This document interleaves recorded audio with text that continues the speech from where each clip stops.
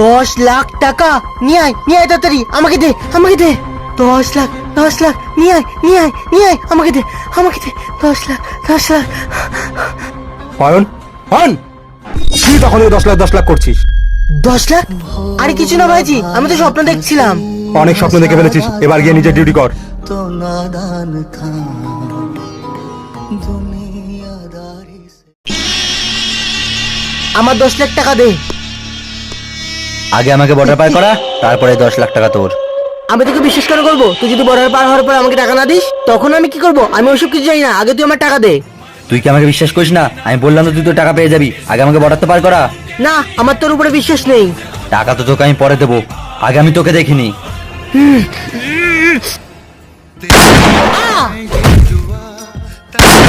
আহ!